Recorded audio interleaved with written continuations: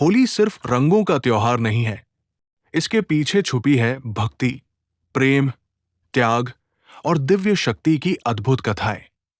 आज हम आपको बताएंगे भक्त प्रहलाद की कहानी, राधा कृष्ण की फूलों वाली होली, राजा रघु की रहस्यमयी कथा और भगवान शिव के क्रोध की कहानी।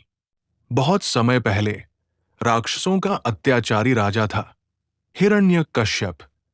वो चाहता था कि पूरा संसार उसी की पूजा करे, लेकिन उसका अपना पुत्र प्रहलाद हर पल भगवान विष्णु का नाम जपता था। हिरण्यकश्यप क्रोधित हो उठा। उसने प्रहलाद को मारने की कई कोशिशें की। जहर दिया, पहाड़ से गिरवाया, हाथियों से कुचलवाने की कोशिश की, लेकिन हर बार प्रहलाद बच गया। आखिर में उसने अपनी बहन होलिका को बुलाया। उसे वरदान था कि आग उसे जला नहीं सकती। होलिका प्रहलाद को गोद में लेकर अग्नि में बैठ गई। लेकिन हुआ उल्टा। भगवान विष्णु की कृपा से प्रहलाद बच गया और होलिका जलकर राख हो गई।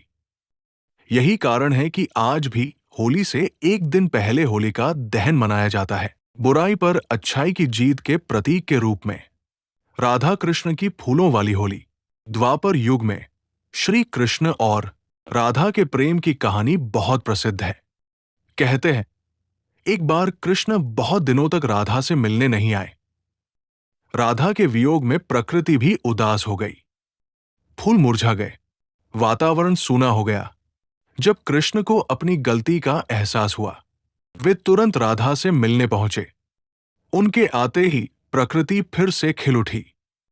कृष्ण ने एक फूल तोड़ा और मुस्कुराते हुए राधा की ओर फेंक दिया।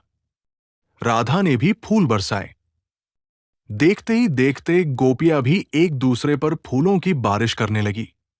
तभी से फूलों की होली की परंपरा शुरू हुई। प्रेम और भक्ति का उत्सव। राजा रघु और राक्षसी धोंडा। एक और कथा के अनुसार श्री कृष्ण ने युधिष्ठिर को सत्ययुग के राजा रघु की कहानी सुनाई। राज्य में एक राक्षसी थी, धोंडा। उसे वरदान था कि कोई देवता, इंसान या राक्षस उसे नहीं मार सकता। लोग भयभीत थे। तब राजा ने अपने गुरु वशिष्ठ से उपाय पूछा।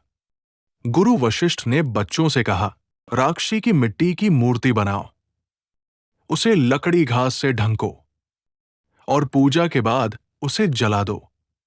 जैसे ही मूर्ति जली, असली राक्षसी भी समाप्त हो गई।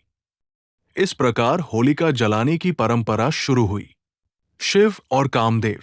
देवी सती की मृत्यु के बाद भगवान शिव गहन तपस्या में लीन हो गए। पुनर्जन्म लेकर पार्वती ने शिव को पाने का प्रयास किया, लेकिन शिव समाधि में थे। तब प्रेम के देवता कामदेव ने शिव पर प्रेम बाण चलाया। शिव क्रोधित हुए, तीसरी आग खोली और कामदेव भस्म हो गए। दक्षिण भारत में होली को कामदहन के रूप में भी मनाया जाता है।